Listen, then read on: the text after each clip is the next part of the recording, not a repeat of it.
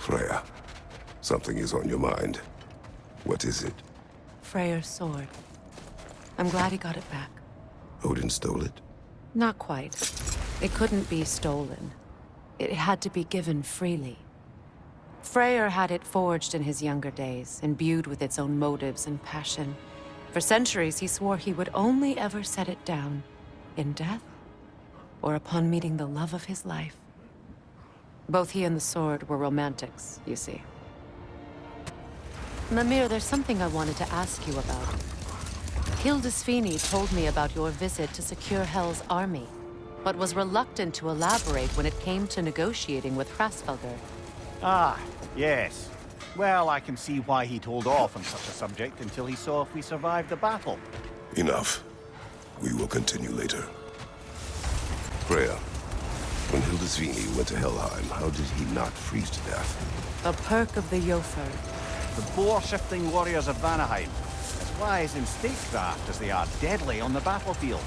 So they may shift into whatever form they like. Sure, so long as the only two shapes they'd like to shift into are human and boar. Freya, you spoke of your brother's sword. How did Odin acquire it?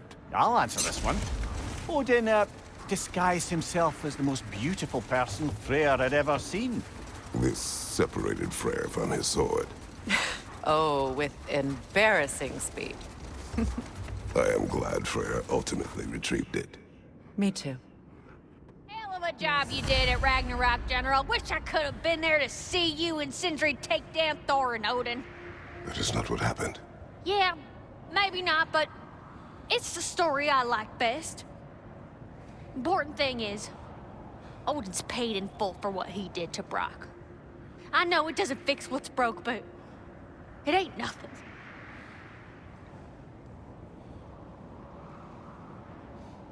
If I look like that, I'd stand around and just let folks stare too.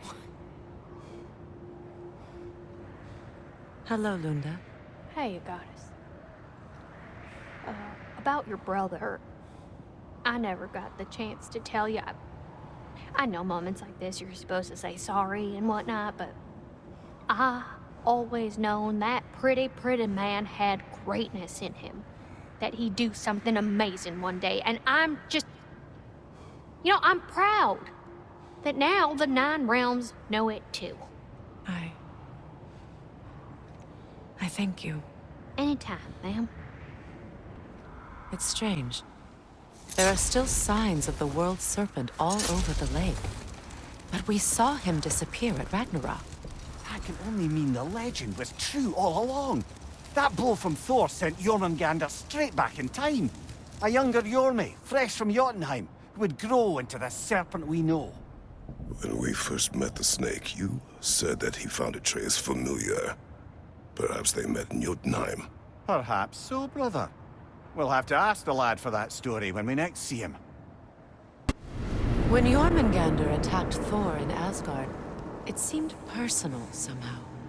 But there's no way they could have met before that, is there? I've been pondering that, and I have a theory. We know the lad spent his time in Jotunheim learning soul magic. Perhaps the serpent figured in. You mean Atreus placed some other giant soul into him? Someone who already hated Thor to begin with? Exactly! Though that doesn't narrow it down much, I grant you. I wonder if Jormi even remembers after all this time who he once was. You are Atreus' friend. Ah! Oh! Hi! Hey, you're Loki's dad, right? Saw you at the whole Ragnarok thing. I'm Skilder. The lad who's been organizing the displaced Midgardians. What are you doing? Oh, Loki told me this story about Odin inviting him to Asgard and giving him an Aesir coin that you threw away, and well, I thought I'd come here and see if I could find it. And I did, if you can believe it. But, it's kind of stuck, because you're like crazy strong, apparently. I'm sorry, did you want to keep it? No. It is yours. You sure? It's probably really valuable. I mean, that's not why I'm after it, but if I were gonna sell a genuine Asgardian artifact touched by at least 3 gods, I'd expect that'd fetch, well, a whole lot. Probably enough to buy my own boat, set out, make my fortune. The coin is yours. Good luck to you. Thanks. You too. And if you see Thrud, never mind. A musical instrument. From your homeland, isn't it? Can you play? Yes. Will you? No. Well, that's all the lost artifacts from Tyr's temple. Fancy a visit to a certain dwarven shopkeeper? Well, it isn't Big Scar McShitby. I have retrieved your children. And finally, my little family is complete. Hello, Ratatoskr. Hello, Master Kratos. What you've accomplished for these realms is truly something I never thought possible. Rest assured, good Master Brock would be proud beyond measure, even if only to express it in his love language of profane non-sequiturs. But he is terribly missed. Yes, he is. Now, there is one rather interesting development to apprise you of. The detonation of Asgard shook the world tree to its very roots, dislodging a great number of realm seeds. I thought you might wish to have them. My little way of saying, thank you for preventing my death by immolation. You are welcome. Well then, what else, friends?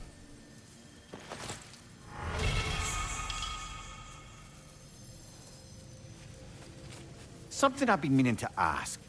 Once you projected an emotional trait into spectral form, is it just gone from you? Suppose a friend wished to cast off his melancholy, or a predilection towards pining. I see. But I'm afraid it's not so simple. My spectral projections give me a measure of emotional breathing room, but it is only temporary. If I fail to reassimilate them, they start to fester. Fester?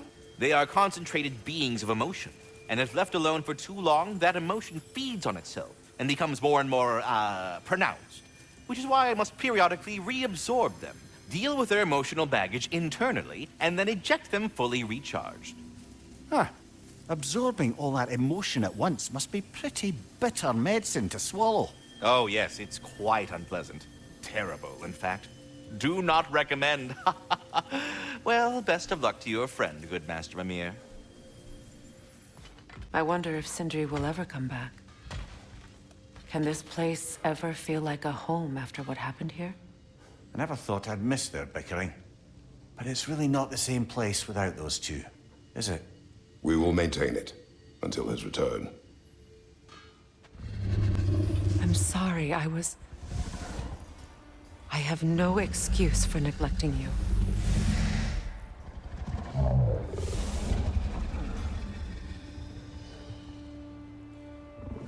I will do my best to earn it. Is someone inside? Yes. Warming up already, isn't it? Birger, Hello. what are you doing here? Keeping warm. Both of us. It is your home if you wish me to leave. No. It's good that he has someone. Will you stay? There is still much to be done. Then we will wait. And when it is time to rest, I will keep the hearth warm. Thank you, Birger. I look forward to exploring Alfheim and not having to fight elves. Oh? What makes you think that's an option? They've united, haven't they? What possible reason would they have to attack us? Sorry to say, but there are still plenty of elves out in the Barrens eager for conflict. But why? Freyr united them. They fought together at Ragnarok. For those who have spent their lives in combat, peace is not always an option. Wait a bloody moment. Is that? Thor's hammer and his daughter. I'll make you proud, Dad.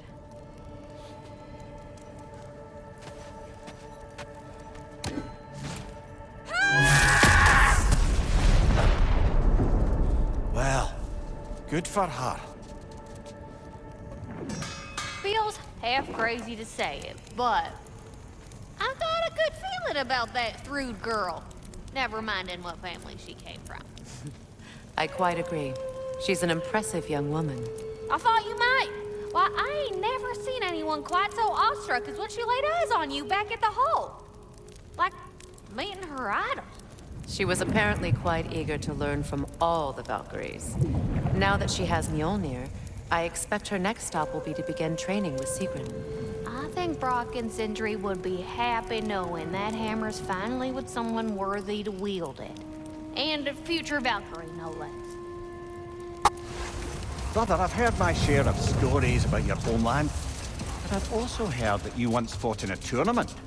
I fought in many contests. But this particular one, I heard you did battle with beasts, scoundrels, princesses, the undead, automatons, and history's greatest musician.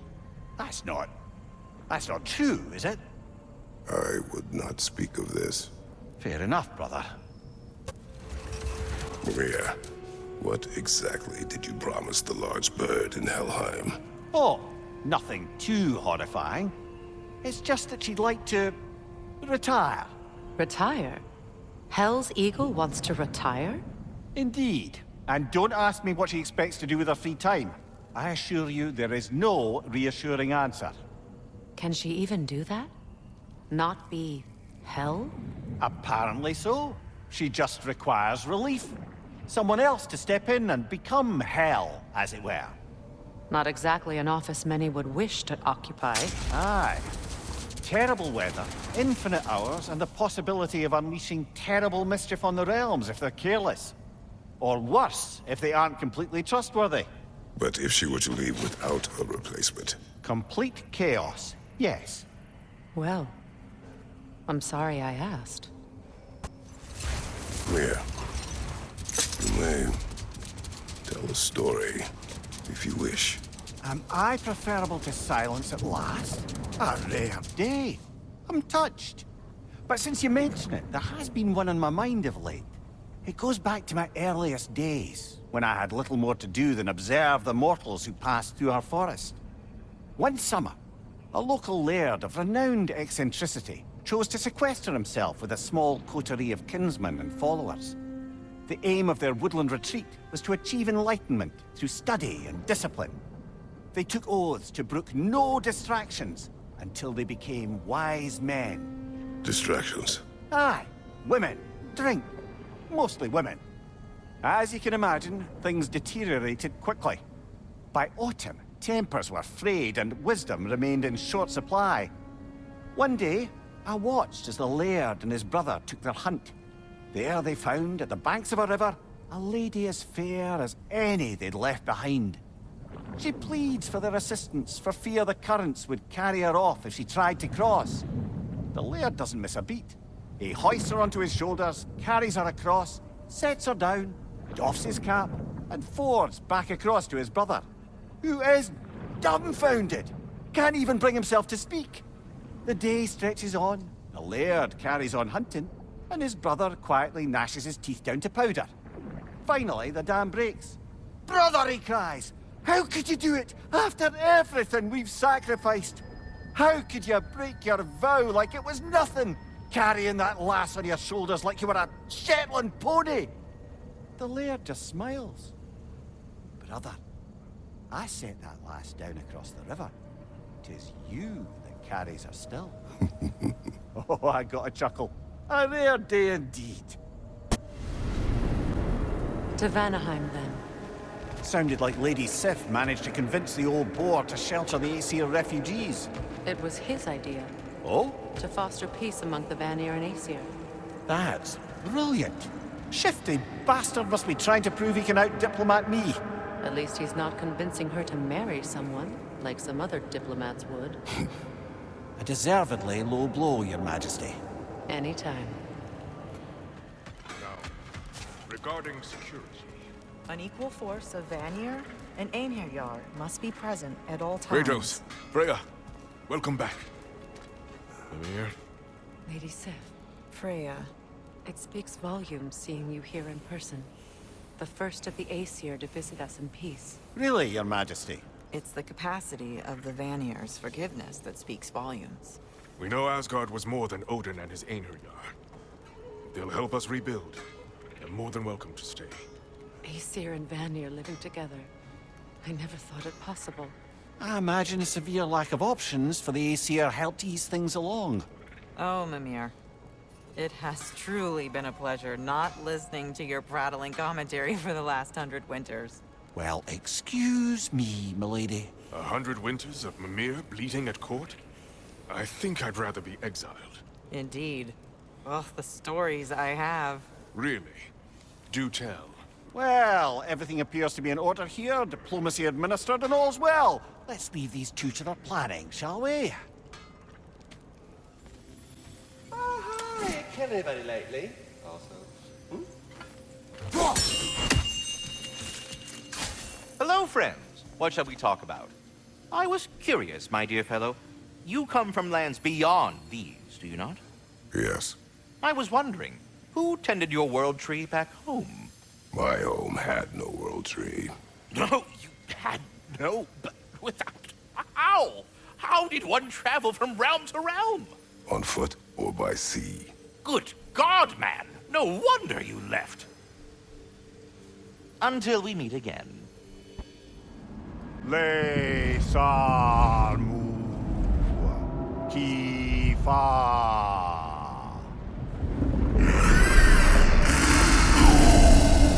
She knew the tears were closed. And there's no reward for closing them, I'm afraid. We expected none. Well, then I wouldn't advise staying. She is a corpse eater after all. We'll be going then. Now, I know it's hard being here without them, but I'm sure old Brock would be glad you're here. And I'm sure Sindri, wherever he is, would appreciate you tidying up after yourself. Now go ahead. We found a stone dragon. Did you now? And did you kill it? Yes. Of course you did.